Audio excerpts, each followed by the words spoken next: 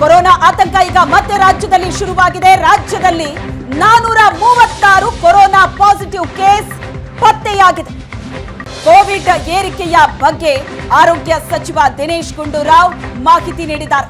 ಕರ್ನಾಟಕದಲ್ಲಿ ಕೊರೋನಾ ಆತಂಕ ಹೆಚ್ಚಾಗಿದ್ದು ಈಗ ಮತ್ತೆ ಜನರಲ್ಲಿ ಕೋವಿಡ್ ಕುರಿತಾದ ಭಯ ಶುರುವಾಗಿದೆ. ಕೋವಿಡ್ ಏರಿಕೆ ಆಗ್ತಾ ಇದೆ ಅನ್ನೋದರ ಬಗ್ಗೆ ಆರೋಗ್ಯ ಸಚಿವ ದಿನೇಶ್ ಗುಂಡೂರಾವ್ ಕೂಡ ಮಾಹಿತಿಯನ್ನ ಕೊಟ್ಟಿದ್ದಾರೆ. ಆರಂಭದಲ್ಲೇ ಕೋವಿಡ್ ಅನ್ನ ಮಟ್ಟ ಹಾಕೋದಕ್ಕೆ ಸರ್ಕಾರ ಕೂಡ ಈಗ ಫುಲ್ ಅಲರ್ಟ್ ಆಗಿದೆ. ಸಭೆಗಳ ಮೇಲೆ ಸಭೆಯನ್ನ ನಡೆಸ್ತಾ ಇದೆ. ಆರಂಭದಲ್ಲೇ ಕೋವಿಡ್ ನ ಮೇಲೆ ಕಂಟ್ರೋಲ್ ತರಬೇಕು, ಯಾವುದೇ ಕಾರಣಕ್ಕೂ ಕೂಡ ಅಪಾಯಕಾರಿ ಮಟ್ಟವನ್ನ ಅದು ತಲುಪಬಾರದು ಅನ್ನೋ ಕಾರಣಕ್ಕೆ ಸಾಕಷ್ಟು ಎಚ್ಚರಿಕೆಯನ್ನ ತೆಗೆದುಕೊಳ್ಳಲಾಗ್ತಾ ಇದೆ. ಈಗಾಗಲೇ 7 ಜನ ಸೋಂಕಿತರಲ್ಲಿ ಕೊರೋನಾ ಪಾಸಿಟಿವ್ ಪತ್ತೆಯಾಗಿರುವಂತದ್ದು, ಅವರಿಗೆ ಚಿಕಿತ್ಸೆ ನೀಡಲಾಗ್ತಾ ಇದೆ. ಈ ಸಂಬಂಧಪಟ್ಟಂಗೆ ಇವತ್ತು ಸಬ್ ಕಮಿಟಿ ಮೀಟಿಂಗ್ ಅನ್ನ ಮಾಡಲಾಯಿತು. ಈ ಸಂಬಂಧಪಟ್ಟಂಗೆ ಆರೋಗ್ಯ ಸಚಿವರು ಮಾಹಿತಿಯನ್ನ ತರಿಸಿಕೊಂಡಿದ್ದಾರೆ. 7 ಸೋಂಕಿತರಿಗೆ ಐಸಿಯುನಲ್ಲಿ ಚಿಕಿತ್ಸೆಯನ್ನ ನೀಡಲಾಗ್ತಾ ಇದೆ.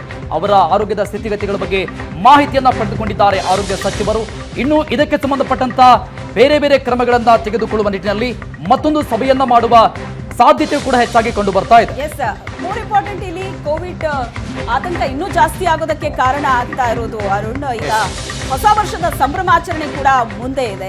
ಒಂದು ಕಡೆ ಕೋವಿಡ್ ಪ್ರಮಾಣ ಜಾಸ್ತಿ ಆಗ್ತಾ ಇದೆ. ಹೊಸ ವರ್ಷದ ಸಂಭ್ರಮಾಚರಣೆಯ ಮೇಲೂ ಕೂಡ ಈಗ ನಿರ್ಬಂಧ ಹಾಕೋ ಹಾಗಿಲ್ಲ. ಯಾಕಂದ್ರೆ ಇನ್ನೇನು 3-4 ದಿನದಲ್ಲಿ ಸಂಭ್ರಮಾಚರಣೆ ಬಹಳ ಜೋರಾಗಿ ನಡೆಯುತ್ತೆ. ಬೇರೆ ಊರುಗಳಿಂದ ಜನ ಬರ್ತಾರೆ, ಬೇರೆ ರಾಜ್ಯಗಳಿಂದ ಜನ ಬರ್ತಾರೆ, ಬೇರೆ ಬೇರೆ ದೇಶಗಳಿಂದ ಬರ್ತಾರೆ.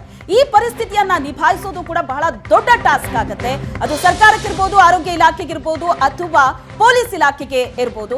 ಈಗ ದಿನೇಶ್ ಗುಂಡೂರಾವ್ ಕೂಡ ಹೇಳಿಕೆ ಕೊಟ್ಟಿದ್ದಾರೆ. ಹೌದು, ಕೋವಿಡ್ ಪ್ರಮಾಣ ದಿನದಿಂದ ದಿನಕ್ಕೆ ಜಾಸ್ತಿ ಆಗ್ತಾ ಇದೆ ಅಂತ. ಯಾಕಂದ್ರೆ ಈ ಒಂದು ವಾರದ ಅಂಕಿಅಂಶವನ್ನ ನೋಡ್ತಾ ಇದ್ರೇನೆ ಗೊತ್ತಾಗುತ್ತೆ ಯಾವ ಪ್ರಮಾಣದಲ್ಲಿ ಕೋವಿಡ್ ನಮ್ಮಲ್ಲಿ ಏರಿಕೆ ಆಗ್ತಾ ಇದೆ ಅಂತ. ಇದ್ರ ಬಗ್ಗೆ ದಿನೇಶ್ ಗುಂಡೂರಾವ್ ಹೇಳಿಕೆ ಕೊಟ್ಟಿದ್ದಾರೆ. ಒಂದು ಸಭೆ ಇತ್ತು, ಬಹಳ ಮಹತ್ವದ ಸಭೆ 12 ಗಂಟೆಗೆ. ಅದಾದ ನಂತರ ಹೇಳಿಕೆ ಕೊಟ್ಟಿದ್ದಾರೆ. ಬನ್ನಿ ನೋಡೋಣ. ನೀವು ಪೋಷಕರಾಗಲು ಕಾಯುತ್ತಿದ್ದೀರಾ? ಚಿಂತಿಸದಿರಿ. ಓಯಾಸಿಸ್ ಫರ್ಟಿಲಿಟಿ 90,000 ದಂಪತಿಗಳ ಜೀವನದಲ್ಲಿ ಸಂತೋಷವನ್ನು ತಂದಿದೆ. 7825893601ಗೆ ಕರೆ ಮಾಡಿ. ಅತ್ಯದ್ಭುತ ರಿಯಾಯಿತಿ ಪಡೆಯಿರಿ ಹಾಗೂ ಎಲ್ಲರಿಗೂ ಗುಡ್ ನ್ಯೂಸ್ ಕೊಡಿ. 34 ಪಾಸಿಟಿವ್ ಬಂದಿರತಕ್ಕಂಥದ್ದು ನಿಮಗೆಲ್ಲ ಕೂಡ ನಿನ್ನೆನೆಯ ಮಾಹಿತಿ ಬಂದಿದೆ.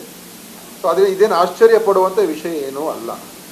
ಅಥವಾ ಇದರಿಂದ JN.1 ಬಂದಿದೆ, JN.1 ಬಂದಿದೆ ಅಂತ ನಾವು ಯಾರು ಕೂಡ ಭಯ ಪಡುವಂಥ ಅವಶ್ಯಕತೆ ಇಲ್ಲ. ಯಾಕಂದರೆ this is nothing, it was expected that this is the variant ಅಂತ. ಸೊ ಈ JN.1 ಬಗ್ಗೆ WHO ಅವರು ಹೇಳಿದ್ದಾರೆ, ಇದು it's a variant of interest. ಅಂದರೆ ಇದು ಬಹಳ ನೀವು ಆತಂಕ ಪಡಬೇಕಾಗಿಲ್ಲ ಅಂತ WHO ಹೇಳಿದ್ದಾರೆ. ಕೇಂದ್ರ ಸರ್ಕಾರ ಕೂಡ ಅದೇ ಮಾರ್ಗಸೂಚಿ ಅವ್ರದ್ದು ಇದೆ.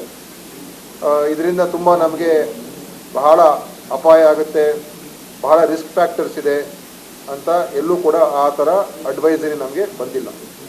ಸೊ ಅದು ಒಂದು ರೀತಿಯಾಗಿ ನಮಗೆ ಸಮಾಧಾನಕರವಾದಂಥ ವಿಷಯ. ಆದರೂ ಕೂಡ ನಾವು ಯಾವುದೇ ಕಾರಣಕ್ಕೂ ಕೂಡ ನಾವು ಹೇಳಬಾರ್ದು.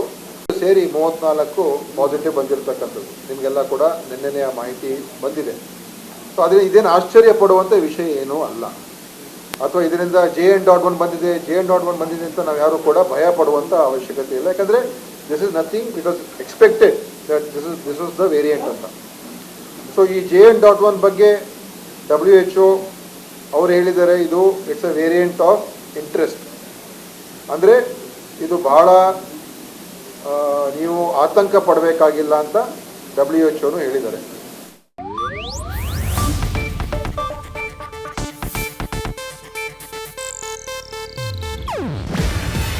ಇದು ಏಷ್ಯಾನೆಟ್ ನ್ಯೂಸ್ ನೆಟ್ವರ್ಕ್ ಪ್ರಸ್ತುತಿ.